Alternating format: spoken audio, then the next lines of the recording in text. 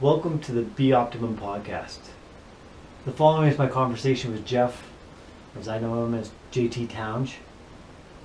We're going to do a race companion on his 100-kilometer attempt run.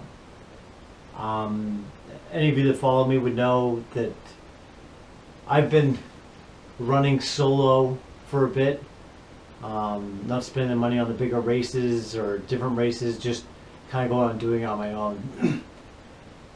And what I found kind of doing these solo races is how challenging they are. Mentally, physically, you don't have anybody cheering you on necessarily. It's nobody really knows that you finished or didn't finish, or it's a small amount of people.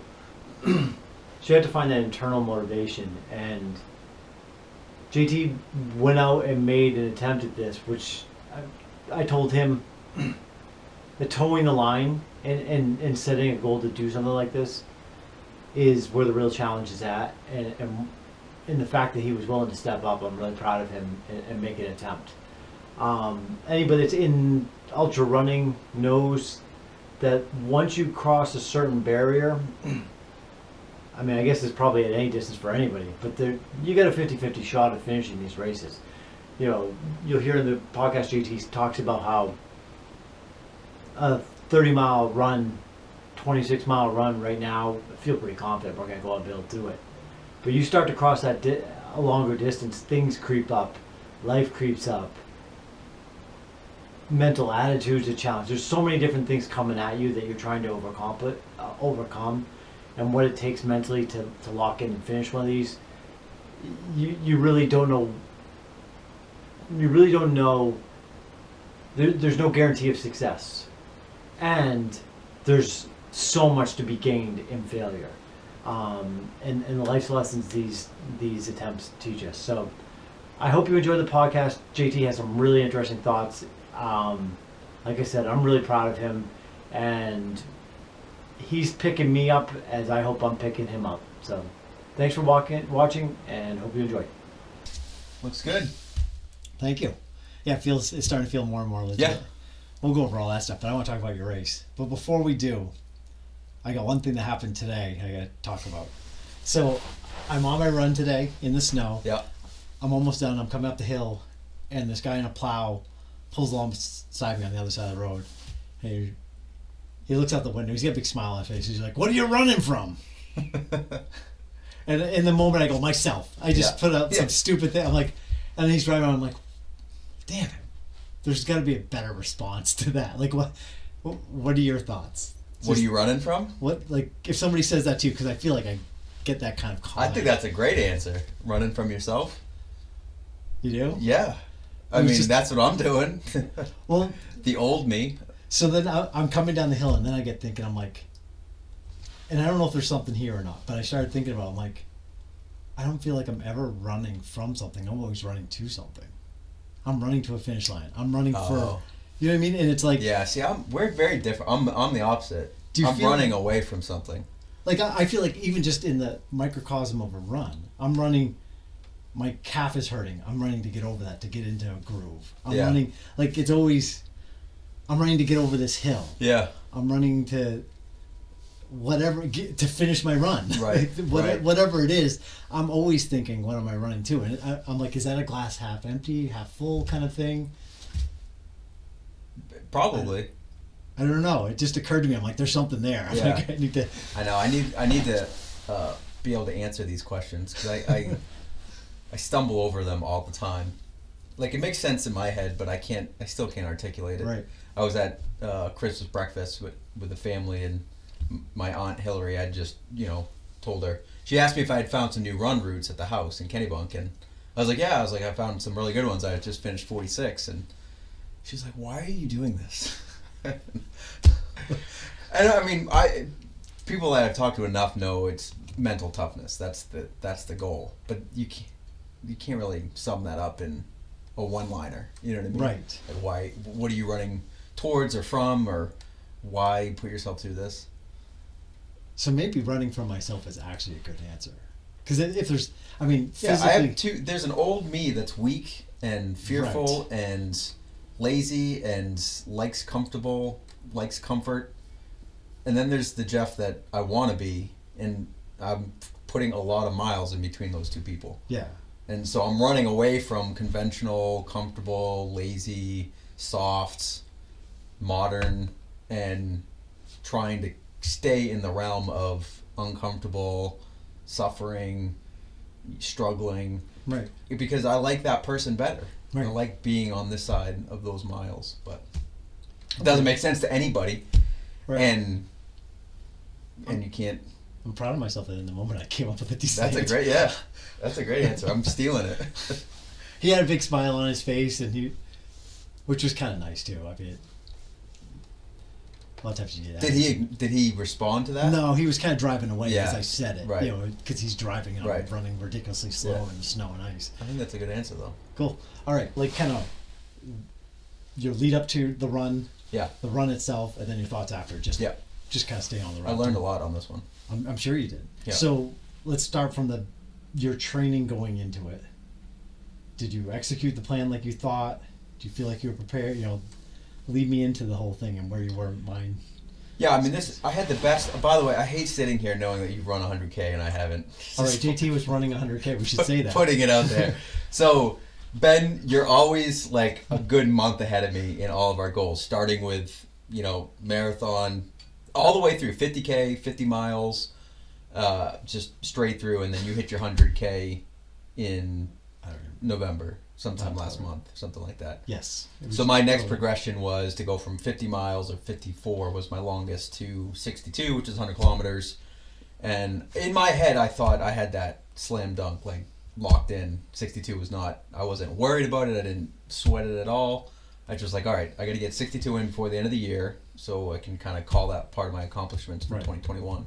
And does the email, my signature? It drives me nuts. Oh my God. So I've been signing them. Ben, 100K finisher, Curtis. And I laugh every time I send that. And you haven't responded, you haven't acknowledged it. No, because... I'm like, I hope it's getting him. Oh, it totally gets me. But I guess I laughed at it because I was like, 62 is not, it's just another 10 miles over what I just did in September. So I did double marathon 52 in September. And the only reason I hadn't knocked it out sooner, in my opinion, was just busyness. I, was going through buying the house. So I bought a house in Kennebunk December 10th. Was prepping up for that, and then Christmas and holidays. And so I had I knew I had some time off around work, around the holidays, that I could go knock a day out from running. So I figured I'd do it over the holiday weekend. But leading up to that, from the last event we did, the 52 miles, I did some big weeks, in my opinion. I did the two biggest ones were around Thanksgiving was 3 consecutive 25-mile days, which I felt amazing. So I did and those were, I think I did 25, and then I think I did a 15-10 on the last day.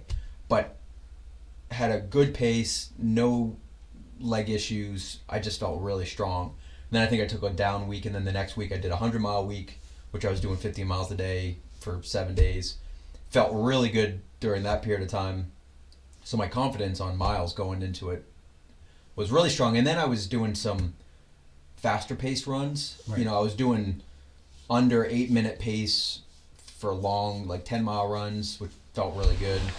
And even did a couple of short 4 miles, under 7-minute pace. So I just overall running, I felt really good. Be careful on the tapping. Oh yeah. The mic picks up on it. And then I was also, from Thanksgiving through to Christmas, pretty dialed in on the diet too. I was eating predominantly keto, and then introducing carbohydrates strategically during the long runs, like the 325 miles after Thanksgiving. I would stop in the middle of the run and eat pumpkin pie. I was, just feeling out what the different carbs would do for me. Right. So anyways, I felt like I was completely ready. Did a 10-day taper going into the 62 miler. Which is the hardest thing. Which we should talk about, because I'm never doing that again. The next big run I do, I'm going to try and do it without a taper, and just to see. There's this weird, we'll get into a lot of this tomorrow, but I'm sore a lot when I mean, going into a long run like that after big miles doesn't make sense. You know what I mean? To put Yeah. up, you run a 100-mile week and then go run 100 kilometers. That Yeah. doesn't make sense. Right. Because your body, but going to nothing, like feels horrible too. Yeah, And doesn't. yeah, yeah. And where's that balance? Right. I don't. Right. I have not at all figured that out. Yeah, I don't either, but I'm definitely gonna be messing around with it because. But this time, what? So you did 10 days, and did you just go?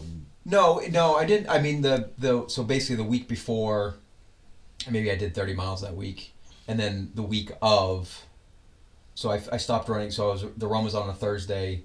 I stopped running on Sunday, and then I think I did go cold 4 days before the 62 miler, just no running. I was working out, lifting, Right. And so, yeah, I mean, there's a bunch of programs out there that I got to pay attention to. As far as like actual, 3 mile, 5 miles, what if any of those make a difference. But just for me, going multiple days without running just drains me emotionally and physically. And the weird thing is when I'm doing 100-mile weeks and I'm running constantly, I feel great. Right. And when I do like those 3 25-mile days back to back to back, the third day I felt so good, and I just done 50 miles. Right. So there's got to be something to it that I gotta play around with. Jeff got us a massage gun for Christmas, and I've noticed so last week I got 85 miles in, and my calves, when I go to massage my calf, I want to cry. Yeah. Today, I didn't do it today, but I imagine today if I put it on, it'd feel a lot better. It's Right. I think that's kind of like my goal, to get just past where that soreness kind of just goes out, and then run the next day. And then run, yeah. You know what I mean? But Yeah. what it takes, where Yeah. that balance is, I don't know. I've done 10 the last 2 days, and I feel refreshed. Yeah. I feel like, oh, those were such easy days. Right. So where's that? Yeah, I mean, and maybe if we're just trying to finish a race and feel good about it, doing 10 miles, anything in the 6 to 10 mile range, I usually feel great the next day. Right. And maybe it's worth just keeping some of those days throughout the week. And I know Mrs. Johnson, I can't think of her name that was just on, she was saying that they don't for her runners, they only do like a 3-day taper. Yeah. For cross country. Yeah. But I imagine the workouts are kind of trimmed down a bit leading into that, but their taper Right. is 3 days. I definitely know, I know this almost definitively now, and I've kind of always known it, but it happened to me on the 52 miler up here in Hamden, and then it happened here. My first run, whether it's 3 miles or 60 miles, after not running for 3 or 4 days, just always feels poor. Right. It just always has. Like, if I take a week off just because I'm busy, that first run back in just doesn't feel good. So why recreate that feeling on an important run? Right. You know what I mean? That's Right. where I'm not, I don't want to do that anymore. And so I don't know what the optimal mileage is, but Right. I'm going to mess around with it. Yeah. But we also don't want to be fast. Like you brought up that the time it takes, kind of aiming for a point to do a run, and then you have the lead up to the run, and then after the run, that takes such a chunk of time out of training. Or we could just be training for those 3 weeks. Yeah, and I prefer that. Yeah, I do too. So Yeah. it's hard to do the taper. I'm starting to, and we'll get into this more tomorrow, but I think I want to start doing an on week, heavy week, like a heavy mileage week, and then a lighter week. And then in that lighter week, kind of feeling how my body feels and trying to dial in at least the beginning of the taper. Yeah. Maybe I'm taking a day, like 1 day, maybe 2 days at the most, where I'm not actually running, or maybe under a mile. You know what I mean? Yeah. So that's. Yeah, I mean, I think ideally, especially if the run, like a 62 miler, isn't, it's really more just training than it is anything else. Getting something difficult under your belt. If you did a 100-mile week and then took 3 or 4 days off, and then did your 62, I think I'd feel better than trying to take 10 days out of the system. Yeah. Which is what I'm going to do the next time. Just go. So normally I agree with you, a 100-mile week, 100+ mile week, and then like a 50-mile week or 50-60-mile week. But in that 50-60-mile week, maybe that's just your 60 miles is that one run, and mess around with it Right, that way, right. just to see how it feels. Yeah. Okay, so then we get race day. I love your prep pictures. Like those always crack me up because there's so much that goes into it. Like you're just going out for a run, but it's not that. I mean, there's quite a bit of logistics to the whole damn thing. Yeah, and I didn't plan this one great, which ultimately led to, I think, my ultimate demise. But I had I took the day off. I mean, I wasn't planning on working. It was Christmas Eve. It was, right the Thursday before Christmas. And I, plan was hit the road at 4 a.m. In my head, I had factored 12 hours, 4 to 4. That was kind of what I had in my head. And the other thing was I was planning on, but by the way, as far as like race prep, again, I had no jitters, no nerves. I mean, I thought in my head I was going to go to sleep, wake up, and just go run 62 miles. It's amazing. If I had said that a year ago, there's no way. We've come a long way to get to the point where 62 miles doesn't even get you anxious. Right. I just thought, I knew it was going to be tough, and I knew there was going to be a wall that I was going to hit and have to push through. But I just figured I could just pack the night before, throw everything out on the table. As long as I had clothes was the biggest thing, just making sure that I had plenty of change of clothes. Right. Nutrition I wasn't too worried about. My thought was I really was just going to get stuff on the road. I put one like granola bar in my fanny pack and a credit card, and then I was going to replenish when I was on the road. I love that idea too. Like and like you're spending for yourself. I gotta find a gas station. I gotta find. Yeah, I really wanted to be able to enjoy the day and just. Right. So I was new home in Kennebunk, had never done long runs in the Kennebunkport area, so I knew there's all kinds of places I could go and check out. And there's plenty enough gas stations, so I kind of just set out with a general idea in mind.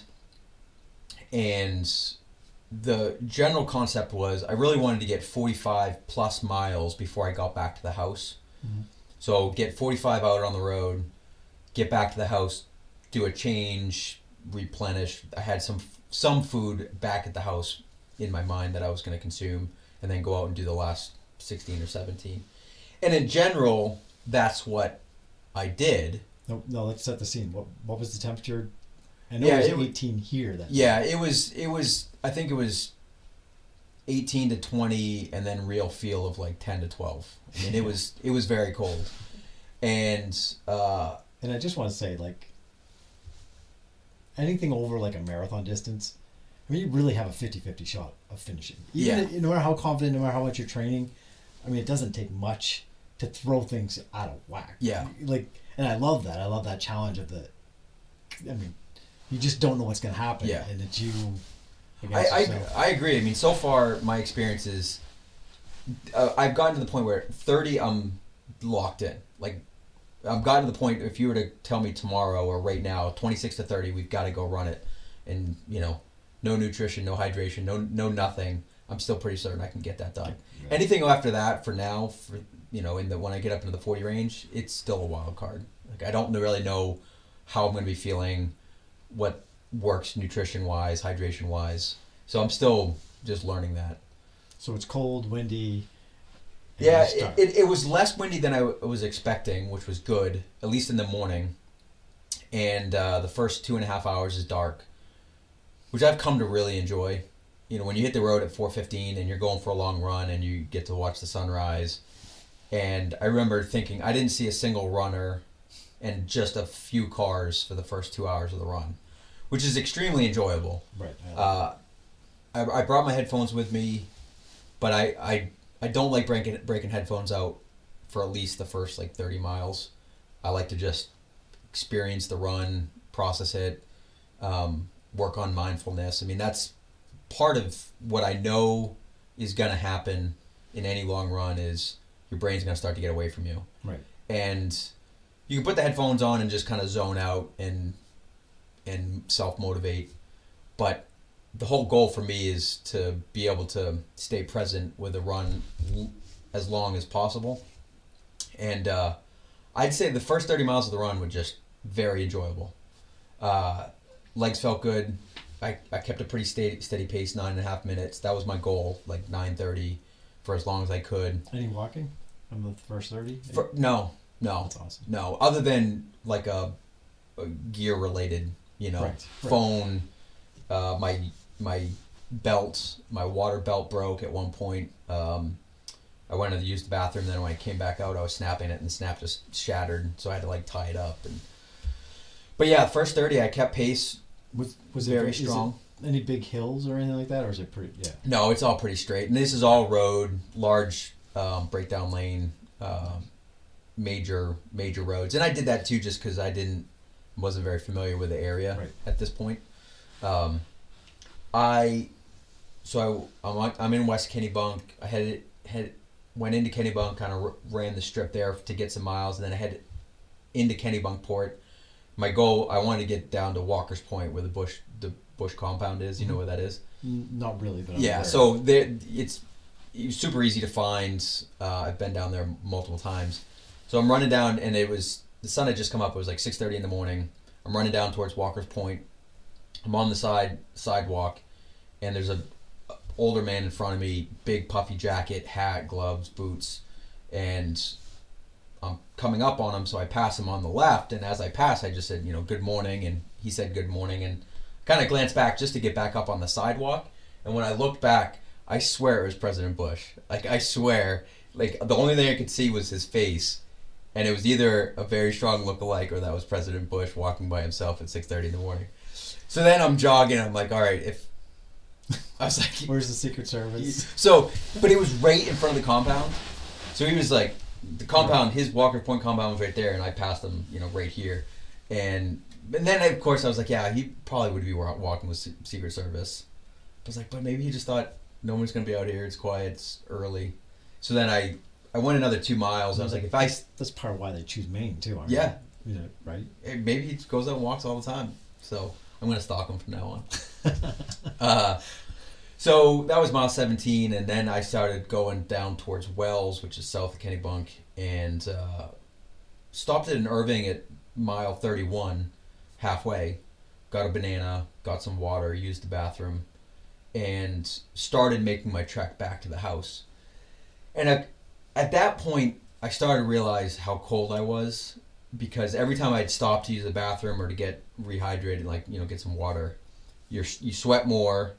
You're in the warm, Yep. store, and then when you walk outside, the cold hits you again. But I knew, I was like, oh, I'll warm back up and I'll feel fine. But I think somewhere along there, around 38, I started to really feel wet and cold, just consistently.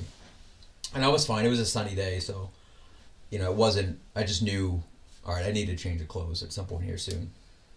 So the other thing was the last 50 miler that I did up here in Hamden, I went dark at mile 42. Right. So the first 50 mile I went dark at 36, the second went dark at 42. So that was a really big milestone for me, was I wanted to push strong through 42. And honestly, I think I did. My pace suffered in the high 30s, low 40s a little bit, but it was really just steady running, maybe every mile to 2 miles, stop, walk for a little bit, right, keep running. So straight through 42, I was just running. That's awesome. And I felt really strong about it. And there's a couple of freak out moments where I can feel the darkness bubbling, and your brain starts to run away a little bit, like, oh, this is a familiar territory. I know how much this hurts, and maybe you should just quit now. But those were just momentary thoughts. So what's sparking those darkness? Like, is it like a feeling in your... Okay, so what I've come to realize, having done this enough times now, is it's not being present, it's the fear of the future. So it's when, even if I'm just chugging along and one foot after the other, it's the moments when I recognize how many miles I have left, where I feel really dark. So if I'm at mile 42 and I'm beating my previous goal and I'm feeling really good, and then the thought goes off, yeah, but you still got 4 more hours out here, or 3 more hours out here. That's when the freak out starts to you feel like you're just kind of swimming in the ocean by yourself. But it's not a physical thing. That's for me. It's more of a physical thing. Like my calf is getting tired, and then it's like, oh damn, my calf is getting tired, and now I got 40 miles left to go. What am I gonna? I mean, I usually freak out mile 1 thinking that kind of crap too. So. Yeah, so I thought about you on the run a couple times because you get those twinges in the first 10 to 15 miles no matter what. Right. And that's just your body warming up. And we've done this enough to know, like a little twinge in the knee, like, all right, let me give it another half a mile, it's probably going to go away. And sure enough, it does. Right. So I haven't felt anything physically that puts the fear in me. It's all a head game for me, right. And it's all and that's part of what I've gotten better at. So I still think of this as a win. I'm super happy. I've continued to learn something, and the more I do this, the more I realize it is just entirely a mental game for me. Yeah. And when I got to mile 40, 41, 42, I remember exactly what I was by the Kennebunk Middle School, and I was doing some walking. It was a beautiful day. But I was in a really good mood. I felt really good about it. I knew that I just needed to walk for a little bit and reset and push through. And I knew I was heading home, so I had 4 miles to get back to the house for a change of clothes, some good food, and then get back on the road. So the entire 46, I don't remember a real extended period of negative thinking or like a bad thought. And this just goes to show you how soft I am. So, I'm winning. Like at 46 miles in, strong pace, strongest pace I've had for this amount of time. And I get back to the house. I walk into the house, strip down, put a fresh, dry clothes on, grabbed a bar that I had ready for me, and then I had this new like pumpkin oatmeal concoction that I put together with blueberries that I really like for these types of runs. And I had that in the fridge. I was going to pull that out. And this just surge of, like, just, I don't even know what to call it, but I felt so comfortable. I was in a warm house. I just didn't want to go back out. I sat down on the couch. And the whole time I'm thinking, like, all right, this is part of my training because we're training for backyard formats where you're constantly going out, coming back, stopping, go. And so I'm like, all right, this is just more training. I'm 46 miles in. I am going to take a break and enjoy the break. And then I'm going to train myself to get back out on the road. But boy, it was literally 5 minutes. In that 5 minutes, the house, the clothes, the food just was so alluring to me.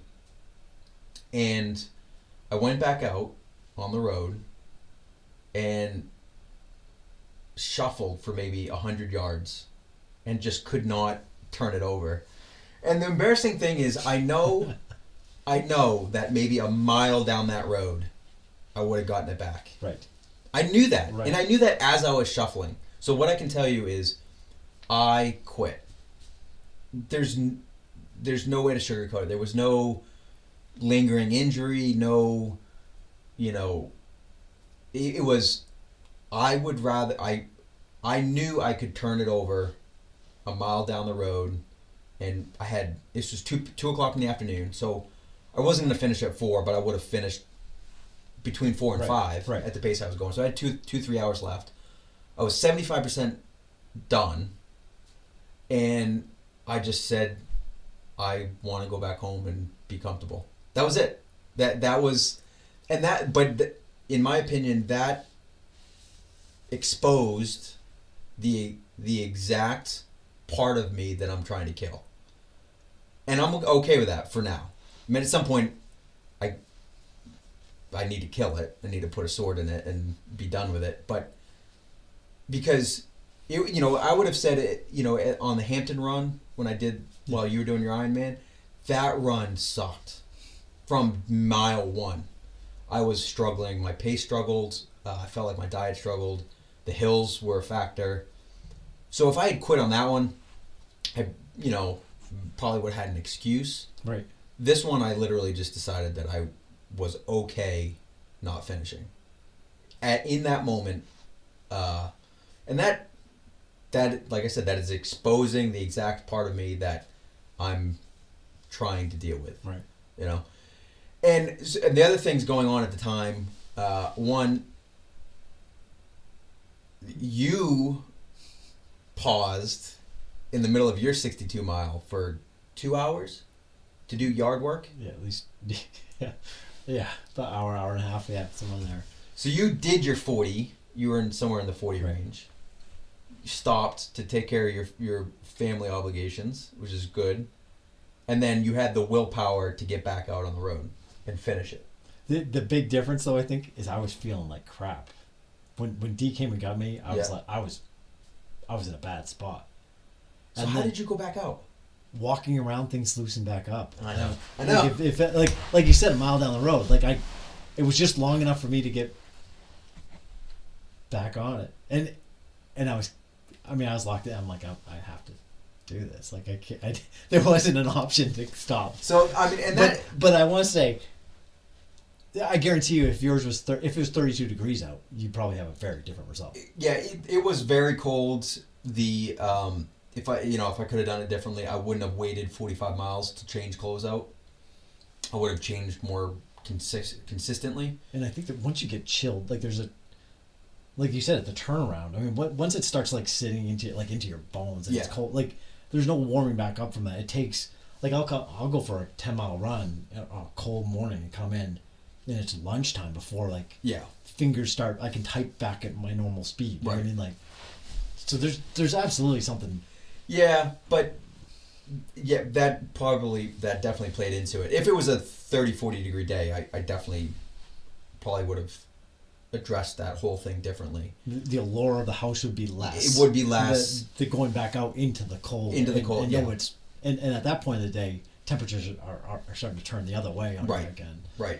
But I know. But I was it's true. But I felt so good, and then cratered so quickly that it just goes to show you how.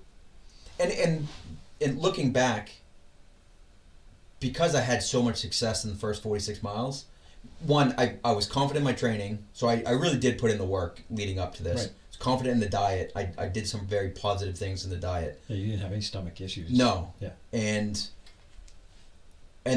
so to knock those 46 out in such a positive way and not have the mental strength to say, hey, you're doing so great. You're putting all this stuff together. It's only 16 miles left. Just go knock it out. In a mile you're going to feel better, or 2 miles or 3 miles, but at some point you'll feel better. That's the one thing about ultras is no matter where you are in the journey, as bad as you feel right now, at some point in the future you will feel better. That's just been my experience. Yep. But it wasn't enough. Can I say something about that? So Zach Bitter, I was just listening to him. And he had an interesting perspective. And when you said you were like 75% done, he would say, no, you're not. If you look at the year of training that you've done that's led up to this point, you're 99.9% done. See, that's a much better way of looking at it. Right. Yeah. Well, he talked about that, how letting himself look bigger picture helps him a lot on these runs. Yeah. Because it's, I've done all this, everything, all the commitment, all the time out, all the sacrifices I've done along the way have brought me to this point. Then it's even harder to let yourself stop because of all that. And that's a fantastic way of looking at it, and that is my biggest problem, and I'm really happy that I'm learning more very acutely about what it is that needs to be addressed. But so much of it for me is living in the future, and that goes for life too. But if I'm living in those 16 miles or that 3 hours, and not thinking big picture about this is just 1 foot in front of the other. You've just done that for 46 miles. Right. 1 foot in front of the other. And quite honestly, it went quite well. Right. So just put yourself back in the present. It's easy to say when you're outside of the pain box, but when you're inside of it, it takes on a whole different animal. But that's my Achilles heel, is the fear of the future, is not being able to stay present and remain confident in all of the work that you've put in that's gotten you to this point. And that's fine. That was a good lesson to learn. I'm crushing the miles. Every time I do this, I'm able to endure more miles successfully. Right. The miles that I need to be able to endure are the unsuccessful ones. You know, the ones that. So it's a combination. It's great that you can go 46 now without any issues, because someday in the future you'd be able to go 60, 70 without any issues. But the ones that really matter are the ones that you can endure when you have issues, right. when you don't want to be out there. Well, I look at your run out here. I mean, you were the entire way. Yeah. I mean, that's a huge success. Right. When you're having issues at mile 1, right, and you still finish 54, whatever. Yeah, and I still like. I'm glad that I'm doing this with you, because you set such a good example. It's easier when you when you have an objective. You know, like we were out here, you were doing your thing, your family was here. Like there is a clear finish line. When I'm out there by myself, it's just really easy to quit, and that is right. common for a lot of people. Yeah. When you don't have an accountability to kind of hold you to that. You know, maybe if my kids were at the house, you know, rooting me on to the finish line, I would have been less likely to shamefully walk back in, you know? So, but what's the way I look at it is, I don't want to be good when people are watching. Right. I want to be better when nobody's watching. Yeah. You know, that's why we're doing it. That's why I'm doing it. So. Like my Ironman alone was much more, like I feel so much prouder about that one than the one I did, with people watching. Right. Or my marathons when I go out and run a marathon. Like the hardest part, I gotta tell you, it's in my phone. I meant to text. Well, I sent you the picture, but I was at mile 31, or maybe 28, and my son Jeffrey checked in. You know, are you on your run? I was like, yep. And he's like, where you at? And I think I was at 31 or 32 at that point. And you know, I said halfway, and he was just very motivational. He's like, pain is temporary. You know, stick with it, hang in there, because they get what I'm doing, and I think he checked back in one more time, and he's like, you got this, and I felt really good about that, because it's part of me is doing this for them. You know what I mean? It's I'm trying to be the best version of myself, but that's also because I want to help them understand what it means to manage through suffering and crisis productively. Right. Because that's, I always say to them, a superpower. You know, if you can learn at a young age how to manage your emotions and navigate the hard parts of life productively, where you're not losing ground, you're not caving in on yourself, you're making continuous progress, you're gonna have a much better life. Yeah. So I'm doing this for them, and so it's great to have them motivate me. And to text them back at 46, it was like, I'm done. It was very difficult. And, you know, he had words of wisdom as an 11-year-old, which is, okay, great, good job, but next time, run straight through that 46. And I was like, all right, you know, you can't win them all, and I've got some work to do to show them, you know, I can do what I said I was going to do, so. But I'm excited for you, because I know, like, it's a weird thing. Like I'm trying to tone out my competitiveness. You know what I mean? Like I'm so happy. Why? Like well, there's this like the prick in me. You know what I mean? That the guy that wants to go to the gym and just bench more than everybody else. Yeah. And just like show, like, look how macho I am. Yeah. I don't like that person. Like. Yep. Like, I love that we're doing this together. I feel like we're both picking each other up. We're both pushing each other to different heights that we probably, without each other, we probably wouldn't be hitting. Yeah. And I know, like, I'm excited for you. Like, I love messing with you. I love joking with you. I love sending that email with the whole thing, because I know that kind of motivates you, Yeah. or I think it does. But there's a part of me that, like, you learn so much through failure. Yeah. You know what I mean? Like, there's, like, how you deal with that afterwards, which we'll talk about in a second. You know, everything about failure makes you better. Yeah. You know, when you're a success, Yeah, like what do I learn? Yeah, it's easy. What are you learning? Yeah. Yeah. So I'm pumped for you because Yeah. you actually are learning something there, and what a great teacher running is. But we'll talk about more tomorrow. But so now you're done, and you've texted Jeffrey. Mentally, what do you go through? Like what's because I'm guessing, did you beat up yourself or were No, you good? so that night I was fine, to be honest. And you texted me that right away, which is, go easy on yourself because it's easy to kind of get into a post-run funk. And which I almost think is worse after a success. yeah, so I'm convinced, we should sit down and study this, but there's such an enormous amount of cortisol and stress hormones being produced during these runs that for some period after a run like this, your body, I think, is flushing and dealing with and processing. And I'm very aware of that. Yeah. After a run, even if it went great and the next day when my recovery is going well, there's still an uneasiness inside of me that is unusual. And I think there's science to support it, but I just tell myself, okay, after a run, there's going to be a bunch of cortisol. Your body's on high alert, high stress, so it's easy to, get into a funk, a depression, be overly critical. So for 5 days after a run, just ignore all of that, and then your body will get back to normal, and you'll feel fine. Right. So I've learned that too, which is great. There's three phases in the run that I've come to appreciate. There's leading up to it. There's the taper tantrums. There's just that whole process of, I just want to be running. I'm excited for this run. I can't run. I got to be managing my diet differently.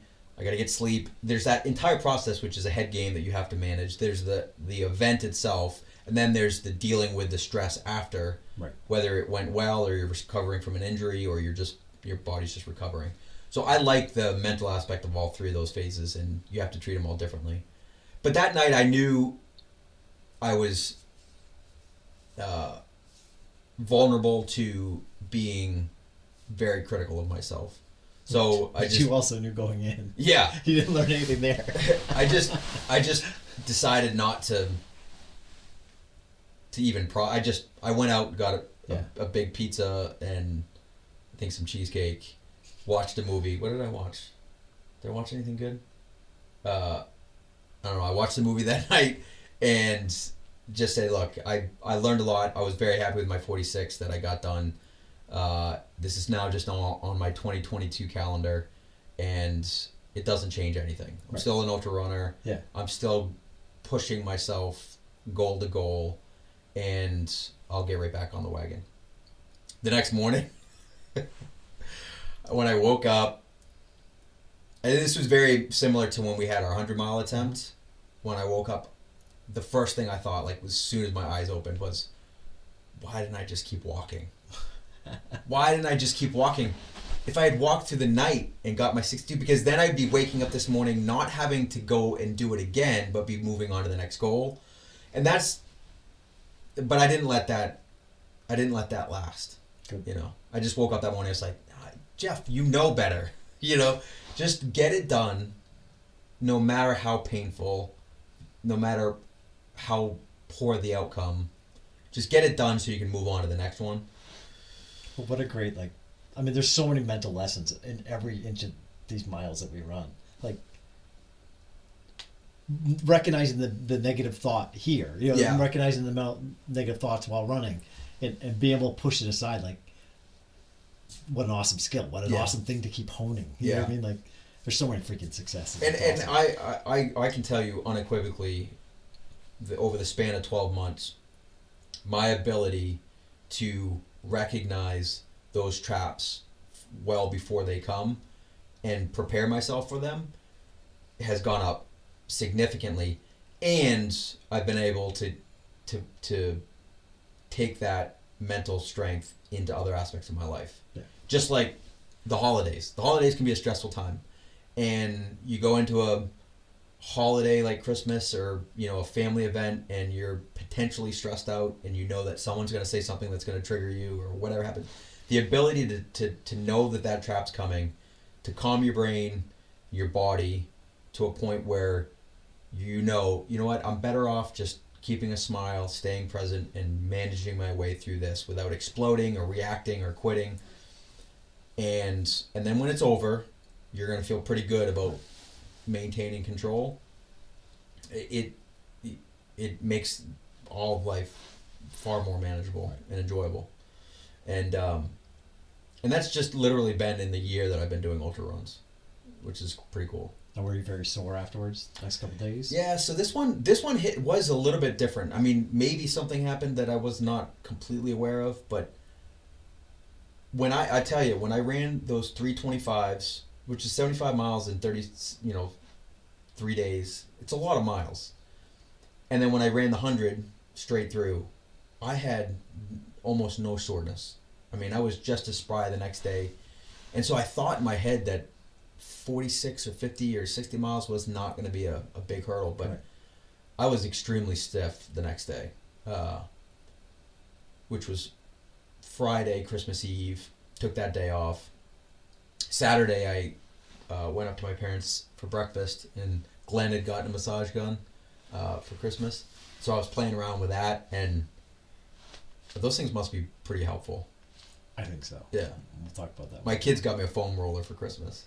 And the second I opened up, I started laughing. I was like, Ben and I talk about this all the time. I was like, these things are so painful. I can't. But but yeah, so I've only run twice since then, and it's been 5 days. And I ran today and felt really sore, which is just odd to me. You know, when you think you're getting the hang of this ultra running stuff, and you're like, oh yeah, I know what my legs need to recover or how they're gonna feel. Your body just changes on you. It's weird. There's a deepness to those mileage. Once you get, I don't know what that point is, and when we're pushing that point further and further. But yeah. There's definitely something different when you go over. Yeah, 30. I can do 30. Yeah. And I'll know it the next day. Right. Like, the next day it'll be a slower day. Right. But 2 days out, there's no. I don't so, feel like there's much effect. But then. So we know we can do 30, and the very next day go out and do 20, no problem. But I don't think right now I can do 40 and do 20. Right. So there's something for me. There's something in that 30 to 40 window that's breaking down the muscles to a point that is harder to recover from. It's got to be because it's starting to. When you get a tiredness in your muscles, so now it's more on tendon strain, joints. Yeah. Like there's more. Like I think for me, I feel like the cushioning of my feet. Yeah. Where I'm landing and my foot is controlling it. Well, once I get tired, it's more There's and it's gradual, but I feel like that jarring. And that compounds. Kinda, it's got to be something like that. Yeah. I don't know. It's fun to play around with, but I still think it was a success, I learned actually learned a lot from this one, comparatively, and I'm ready to apply it to the next one. So if you did it again. If you had to start it again, like you go back in time and you can kind of give yourself some advice going into that race. I mean, obviously the obvious one is just like. Yeah, so was it? Well, I don't like. This is the stubbornness in me. This is the meathead that likes to just go out and try and I don't like using gimmicks to get me to the finish line. So, for instance, like. There's two ways I could have done that run differently. Ran out 32 miles or 31 miles to give yourself no option, but I mean, and leave yourself home behind. Yeah, maybe you'll Uber home, but that's one option, which is just get 31 miles out, and then you're like, all right, well, psychologically, every step you're taking after you turn at 31 is a step home, which helps for me, and two. You're a little bit more stranded, but I still feel like that's a gimmick to get you the outcome that you desire. Because I always if I'm gonna finish this, I have to finish it on my own merit, not on some plan. So you like little one mile loops. And then the other one was do more like 15-mile intervals with regular, so you don't kind of dip off into that area where you're really cold and miserable. But then even then, I'm like, well, I should still be able to be cold and miserable to get this thing done. So I don't know. I don't know exactly what happened, Because it was also good. Yeah. Yeah. I don't know. I don't know. As I'm looking back, I mean, why did I walk into the house at mile 46 feeling so confident about what I had just accomplished, and then within 20 minutes be so comfortable quitting? I don't think Yeah. I've figured that one out. Other than I think at my core I'm a quitter. You know, I do.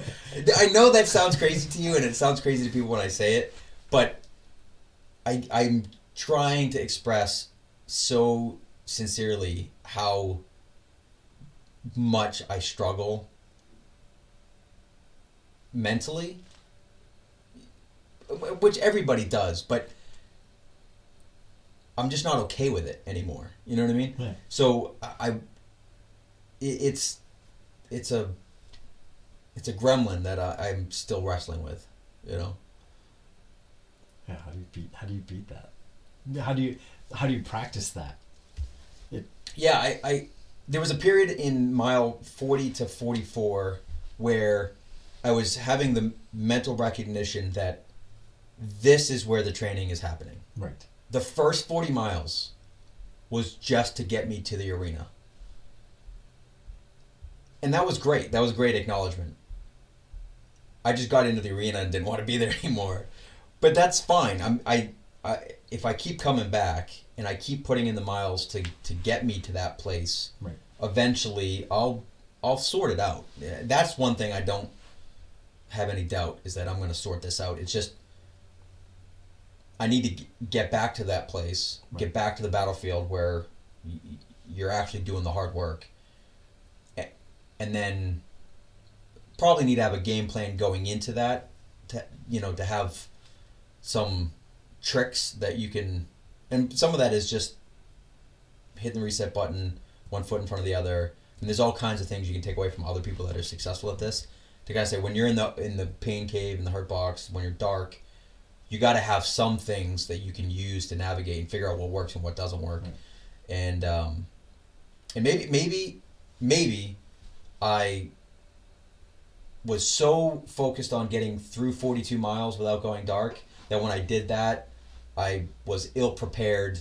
When I did start to go dark, what do I do now? Right. You know, maybe that was part of it. The sheer length of time too that you're just running. Yeah. I mean that's kind of like, because my thought going into that, like, I'm like, okay, I finished this now. The next one's gonna be 75, and then it's like, to do 75 just takes so long. Yeah. To do 62, whatever. It's like, let's just get to 100 already. Yeah. Like, because it's such a long commitment. And Courtney would say, and at first I thought I called BS on it, but it's like, after I've heard her talk enough times, she looks forward to that. Like, she doesn't want it to be, she doesn't want to push out the pain cave farther. She wants it to come sooner. Yeah. She wants to get into an experience because. Well, that's the game. I mean, that's the difference right there, right? I mean, when you can get comfortable being uncomfortable, truly, not Right. just saying it. Like, Right. Yeah, and I say I want to get to the pain cave, and then it's there. And then you get there and you're like, you don't want to be here anymore. I want anything Yeah, but this. That's it. That is it right there. I mean, and that's not just ultra running. That's absolutely everything in life. Right. We all, I think about this. I saw a quote. If you're not ready to have people say things behind your back, you're not ready for success. You know what I mean? Like, if we all want to be, everybody wants to be the CEO of something and have 5 vacation homes, but what you have to actually be able to endure to have that level of success, when you get to that point and your boss is breathing down your neck and your business is on fire and all these things are happening, most people cradle and cave. Right. The people that can endure that are the ones that typically get to that next level of success. And so the same thing with ultra is, if you are truly comfortable being uncomfortable, then you're unstoppable. Yeah. I mean, injuries in your flesh are probably the only thing that are going to hold you back. But Which David Goggins shows us that that's right, not a real barrier. and that's what I want. All I know is my capacity to be uncomfortable has lengthened and expanded. Right. The journey is just beginning, and I have glimpses of it. Yeah, I think you probably know what that's like, Yeah. where you have glimpses of like, if I can just be okay with this, what I can accomplish is almost limitless. Right. And that's why I It's I can't wait for last man standing. Yeah. I mean, just the more I think about that race format, the more I think that's my thing. Like, just because it's really where you test yourself. It's beyond grueling. Yeah. And I'm way. The only thing I could say about this last run is that it was humbling. I have a long road to go. Like a very long road to go. I think 9 months is enough time, but I'm not even close. I mean, I think honestly right now I could probably get 40 Right. in that format, which isn't even close to what I want. Right. So, it's going to be a fun year. I got a lot of work to do. And trying to figure out how to get your body to be at its peak that day. Because I know there's days where I go out and I'll even feel like crap. I'm like, oh, this is going to be a crappy run. And then it's like, well, that 30 miles was a breeze today. Yeah. And why, like, I can't figure out why that day ended up being so good. And then I'll go over a 10-mile run. I'm just struggling. Yeah. And I think I should be in a good spot. Yeah. It's weird trying to find that, the right taper, the right build up into it. Just gotta keep plugging away, I guess. Yeah. I'm learning a ton and making progress. So and that's been my experience in life with other things that I've done, is that, I'm probably a bit of a slow fuse. It takes me a long time to kind of figure it out, but once I do, then I can really use the tools and resources to kind of get to the next level. And I think we can talk about it more tomorrow, but that was the other thing that I've been focusing on recently is part of my challenge and part of why I am, I think, mentally weak is that I've been a bit of a perfectionist throughout my life. And the typical outcome for somebody like that is you end up just quitting if you can't be the best or can't be perfect. Because that delta, that variant is just too hard for you to deal with. Right. And so, in my mind, I should be able to go from 26 to 31 to 50 to 62 to 75 to 100 and on, just one after the other. And any setback or inability to do that, I have the tendency to just say, all right, well then just fold the cards, move on to something else. Go find the next hobby that you can be good at. I mean, I'm not going to do that with this one, but that definitely factors into, to my struggle. Well, thinking about the backyard ultra format, like I've, it's funny. I'll get to a hill and I'm like, I'll walk this hill.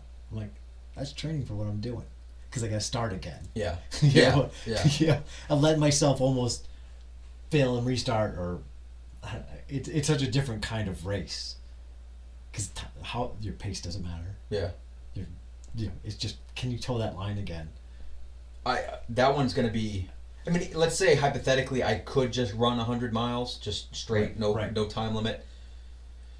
So I knew that the mileage was capable. That format is gonna expose some of my most significant weaknesses. But I love that. I mean, the best part about that format is that, because if we're both trying to run 100 miles, we're gonna be at different places, we're gonna hit, but we might not.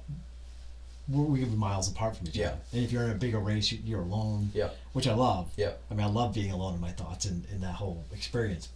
But we're all towing the line at the same, every hour, towing the line. It'll be so cool. Yeah. Just motivating each other and pushing each other and whatever's happening. Like, and experiencing as long it as I'm together. putting up real miles. Like, that's my, I really want to put in the time this year, because if that would be unbelievably fun if you're in the mile 80, 90, 100 plus, because then, I mean, I can't even imagine what that grind is like right now. I can't fathom it. Right. But I think we can get there. We definitely can get there. We will get there. So when I did my 100, I felt like I had 75 in me. Yeah. 100K. Good. Yeah. Didn't feel like I had but you don't know, because the next mile. Yeah. But the pace at which we're pushing will be I definitely think we'll be there. I think so too. I Yeah. think we're. Yeah, it's gonna be. Yeah, we'll get into that. Awesome. Any final thoughts on your No. your run? I mean, I'm proud of you. I'm Yeah, pumped for you. it was necessary. Yeah, Yeah. yeah. The ebbs and flows and the lessons from running. Right. I never would have thought running is the chess match that it is, Yeah. and it's a cruel mistress. Yeah. Yeah. And I like that, and you can't always be on top. So, Yeah. you know, sometimes the ascent is just as productive. So. Awesome.